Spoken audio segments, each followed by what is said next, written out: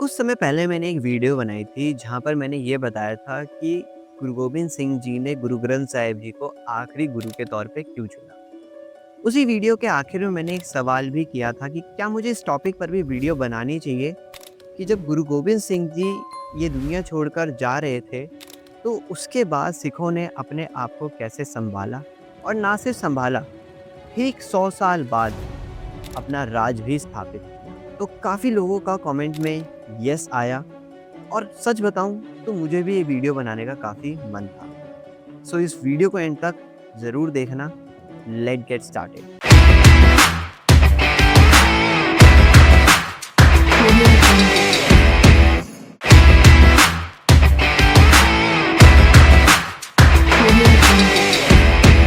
तो जब गुरु गोविंद सिंह जी को ये पता चल चुका था कि उनका आखिरी समय नज़दीक आने वाला है, तो उन्होंने सब सिखों को कुछ हुक्म दिए।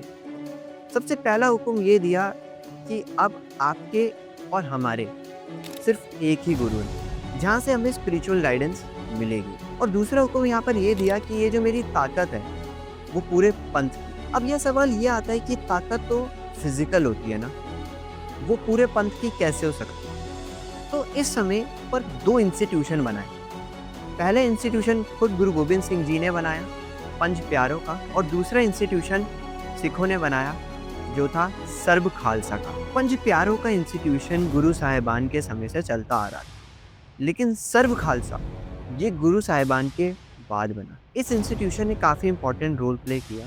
वो ऐसे कि जब भी कोई भी मुद्दा सिखों के सामने आता था तो सिख इस मुद्दे के ऊपर डिस्कशन करते थे, वाद विवाद करते थे, और एक रिजल्ट आता था जिसको कहा जाता था गुरमता, यानी कि गुरु का फैसला। तो गुरु के फैसले का समझकर उसकी रक्षा करते थे। इस तरीके से सब सिखों ने आपस में गुरु महाराज की ताकत को बांटा। तो जब गुरु जी का आखिरी समय चल रहा था तो इसके अलावा एक हुक्म और दिया था, जहाँ पर गुरु जी ने 5 सिखों का जत्था, 3 तीर, 1 निशान साहब और 1 नगाड़े के साथ बंदा सिंह बहादुर जी को पंजाब आज़ाद करने के लिए कहा। और साथ ही साथ उनको ये भी कहा कि अब आपको वज़ीर खान और पहाड़ी राजाओं के साथ इंसाफ करना है। तो जब बंदा सिंह बहादुर सरहंद की ओर चलते हैं तो उसी दौरान रास्ते में उन्होंने अपनी सेना बनाई और सरहंद पर चढ़ाई कर दी, जिस दौरान उन्होंने वज़ीर खान को ख़त्म कर दिया। तो इस तरीके से बंदा सिंह बहादुर जी ने पहला सिख राज स्थापित किया। लेकिन ये राज ज़्यादा समय तक नहीं चला, क्योंकि फारूक सियार, जो कि उस समय का नवाब होता है, वो पूरे पंजाब में ये हुक्म दे देता है कि बंदा सिंह को काबू किया जाए, और इसके लिए वो उनके पीछे अपनी सेना छोड़ देता है। और वहीं पर गुरदासपुर में बंदा सिंह बहादुर जी को वो घेर लेता है। इस तरीके से वो अपने दादा का अधूरा काम पूरा कर देता है। तो वो बंदा सिंह बहादुर जी को पंजाब से दिल्ली ले आते हैं, जहाँ पर उनको बेरहमी से शहीद कर दिया जाता है, ताकि सब सिखों के मन में ये डर बैठ जाए और कोई भी उनके खिलाफ आवाज़ ना उठा पाए। अब पंजाब की भाग दौड़ फारूक सियार और अब्दुल समाद खान के हाथों में आ जाती है, जो कि इस तरीके से राज करते हैं, और ये दोनों मिलकर सिखों को परेशान करना शुरू कर देते हैं। अब इस समय वो ऐसे हुक्म देते हैं पूरे सिखों के मन में खौफ फैल जाए। अब ये दोनों मिलकर सिखों के खिलाफ कई सारे फैसले लेते हैं, क्योंकि सिख बागी हो चुके होते हैं। अब ये फैसले कुछ इस तरीके के थे, जहाँ पर वो ऐलान कर देते हैं कि जो भी सिख पकड़ा जाए या तो उसको मार दिया जाए या फिर मुस्लिम बना दिया जाए। यहाँ तक कि ये भी ऐलान कर दिया जाता है कि जो भी सिखों को मारकर उनका सर लेकर आएगा उन्हें इनाम दिया जाएगा। ये सब देखकर सिखों के मन में काफ़ी दहशत आ जाती है, जिसकी वजह से कई सिख राजस्थान की ओर चले जाते हैं, कुछ सिख पहाड़ों की ओर चले जाते हैं, और वहीं इनके अलावा जो बचे सिख होते हैं वो अपने केश कटा लेते हैं। अब थोड़ा फास्ट फॉरवर्ड करते हैं, ये सब चल ही रहा होता है और इसी दौरान फारूक सियार को मार दिया जाता है। अब उसकी जगह पर तख्त पर ज़करिया खान को बैठा दिया जाता है, जो कि अब्दुल समाद का बेटा होता है। अब वो अपने तरीके से ही सिखों को परेशान करना शुरू कर देता है, जिस दौरान वो एक गुरमुख प्यारे तारा सिंह को मार देता है। ये देखकर सिख चुप नहीं रहते और एक सरबत खालसा को बुलाते हैं, और उस शरबत खालसा की गुरमता ये होती है कि मुगलों को पंजाब में सही तरीके से काम नहीं किया जाने दिया जाएगा। साथ ही साथ ये भी कहा जाता है कि कोई भी टैक्स नहीं देगा और इसके अलावा पूरे पंजाब में लूट-पाट करना शुरू कर दिया जाता है। ये देखकर ज़करिया खान काफ़ी घबरा जाता है क्योंकि कहीं न कहीं उसका ये फेलियर होता है। तो सिखों को काबू करने के लिए या शांत करने के लिए तो वो दिल्ली जाता है, बादशाह से सलाह करता है और पंजाब में सिखों को जागीर देने की बात करता है। बादशाह मान जाता है और सिखों को जागीर मिल जाती है। इस तरीके से सिख थोड़ा शांत हो जाते हैं और आखिर में इसी तरीके से सिखों का पहला नवाब बनता है कपूर सिंह। ये अपने टाइम के सबसे बड़े लीडर बने और इन्होंने ही ज़रूरत महसूस करी सिख फौज को थोड़ा ऑर्गेनाइज करने की, क्योंकि वो जानते थे कि आगे चलकर सिखों पर अत्याचार बढ़ेगा ही, जिसके लिए उन्होंने सिखों के छोटे-छोटे दलों को इकट्ठा करना शुरू किया और अब 2 पार्ट्स में डिवाइड कर दिया। पहला पार्ट होता है बुड्ढा दल, जिसके अंदर जिनकी रिस्पॉन्सिबिलिटी ये होती है कि वो गुरुद्वारे की रक्षा करेंगे। वहीं दूसरा दल होता है तरुणा दल, जो यंग सिखों की आर्मी होती है और इसी आर्मी ने ही आगे चलकर मुगलों की आर्मी को हराया भी, जिसका रिजल्ट ये निकला कि सिखों पर अत्याचार और बढ़े। सबसे पहले उन्हें हरमंदिर साहिब जाने के लिए मना कर दिया गया। उसी दौरान भाई मनी सिंह जी को लाहौर में कैद कर लिया गया और उनके बंद काट कर उन्हें शहीद कर दिया गया। और इसी दौरान हरमंदिर साहिब जी को मूसा रंगड़ को सौंप दिया गया और उसने वो हर एक बेदबी करी उस पवित्र स्थान की जो नहीं होनी चाहिए थी। उसने वहाँ पर तवाइफों को बुलाया, नाच गाना शराबे, वो हर काम किया जो नहीं होना चाहिए था, जिसको आज भी सिख नहीं भुला पाए। तो पानी सिर से ऊपर जा चुका था। जब सिखों को पता चला कि मूसा रंगड़ ने हरमंदिर साहिब में ये काम किया है तो वो शर्मसार हो चुके। उन्हीं में से एक सिख ने मूसा रंगड़ से बदला लेने का फैसला किया, जिसका नाम था मेहताब सिंह। वो हरमंदिर साहिब जाते हैं और मूसा रंगड़ का सर काटकर बरछे पे टांग कर वहाँ से भाग जाते हैं। तो सिखों की स्पिरिट उस समय भी यही थी, जो भी हरमंदिर साहिब की बेदबी करेगा उसे छोड़ा नहीं जाएगा।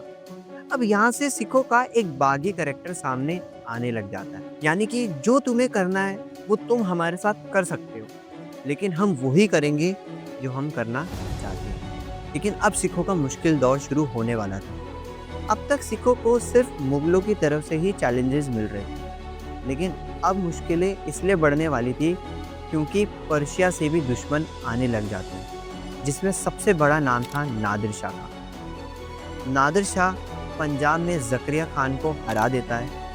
हराते हुए वो दिल्ली जाता है, दिल्ली में कत्लेआम मचा देता है, पूरी दिल्ली को लूट लेता है, जिसके अंदर कोहिनूर हीरा भी होता है। लूटने के बाद वो पंजाब के रास्ते से ही वापस जा रहा होता है और इस दौरान जो है सिख उन पर हमला करते हैं, जहाँ पर वो नादिर शाह को ही लूटना शुरू कर देते हैं। तो इसी तरीके से काफ़ी लूटमार चलती है और सिख भी काफ़ी नादिर शाह को लूटते हैं, लेकिन वहीं नादिर शाह के अपने लोग ही उसे मार देते हैं और उसकी जगह पर अहमद शाह अब्दाली राजा बनता है।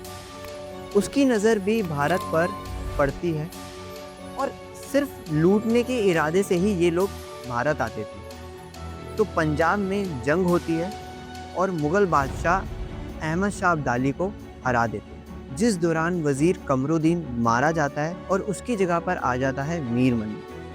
तो इसकी भी सोच सिखों को लेकर काफ़ी सख्त होती है। इस समय बंदूकों का कारखाना पहली बार पंजाब में खुलता है और बंदूकों का इस्तेमाल सिखों का शिकार करने के लिए किया जाता है। दूसरी तरफ अहमद शाह अब्दाली के हमले रुकते नहीं हैं। वो लगातार 9 बार भारत पर हमला करता है, जिसमें से 8 बार वो जीतता है और भारत को लूट कर चला जाता है। तो अब इसकी वजह से मुग़ल बादशाह ये ऐलान करता है कि पंजाब को अफ़गान को ही दे दिया जाए, लेकिन ये बात पंजाब के सूबेदार को पसंद नहीं होती, जिसकी वजह से वो हर एक कोशिश करता है कि पंजाब दोबारा से मुग़लों की सीमा में आ जाए। इस समय मराठा दिल्ली तक आ जाते हैं पेशवा बाजीराव की लीडरशिप में। तो वो मराठाओं को और सिखों को एक साथ मिलकर लड़ने के लिए कहते हैं और यहाँ पर ये दोनों ही ग्रुप बात मान लेते हैं और सरहद पर एक खतरनाक हमला करते हैं। और ये हमला करते हुए लाहौर तक चले जाते हैं। अब लाहौर का नवाब दोबारा से अफ़गान भाग जाता है। अब मराठों के लिए पंजाब की भागदौड़ सँभालना थोड़ा-सा मुश्किल हो जाता है, जिसकी वजह से वो वहाँ से चले जाते हैं। तो अब पंजाब पर कोई भी नवाब नहीं था। ये चीज़ सिखों ने देखी और सिखों ने कोशिश करी कि यहाँ से भारत की रक्षा की जाए। लेकिन वो कभी भी आमने-सामने की लड़ाई में कामयाब नहीं हुए, क्योंकि जब भी अब्दाली भारत आता था, तो वो 3 लाख कटक फ़ौज के साथ आता था और ये कुछ ही सिख होते थे। इसी दौरान सिखों के खिलाफ जिहाद को भी इंट्रोड्यूस कर दिया जाता है। अब अब्दाली ने ये ज़िद कर ली थी कि वो सिखों को ख़त्म कर ही रहे और तभी होता है वड्डा कल्लूकारा, जिस समय अब्दाली के सिर्फ़ एक हमले से सिखों की 30 से 40% आबादी ख़त्म हो जाती है। सिखों का इतना बड़ा नुकसान पूरे इतिहास में नहीं हुआ। तो इतने बड़े नुकसान के बाद भी सिखों ने किसी तरीके से अपनी आइडेंटिटी बनाए रखी। तो जब भी अब्दाली को सिखों के बारे में कहीं से भी कुछ भी जानकारी मिलती थी, तो वो काफ़ी चिढ़ जाता था। तो वो सिखों से इतना चिढ़ता था कि उसने ऐलान कर दिया कि हरमंदिर साहिब को बम से उड़ा दिया जाए और उसने वही किया। बारूद से हरमंदिर साहिब जी को घेर के पूरे गुरुद्वारे को तहस-नहस कर दिया। लेकिन सिखों की एक ट्रेडिशन है कि जो भी हरमंदिर साहिब पर बुरी नज़र डालेगा, वो बच नहीं सकता और उसके साथ भी यही हुआ। कहा जाता है कि जब बम से हरमंदिर साहिब को उड़ाया गया, तो एक ईंट का टुकड़ा उसकी नाक पर जाके लगा।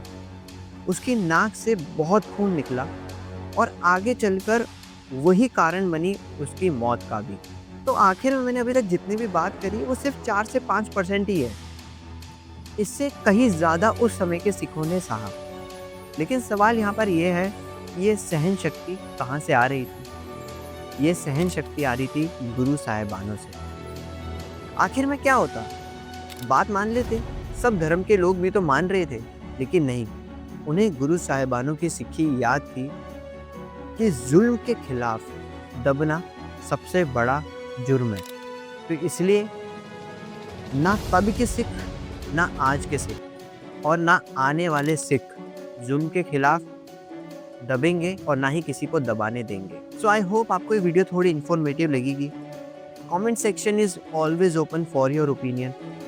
आप इस चैनल को सब्सक्राइब ज़रूर करिए ताकि इसी तरीके से हम और नई वीडियोस लेकर आते रहें सिख इतिहास को लेकर। So if you like this Bani, subscribe this channel now.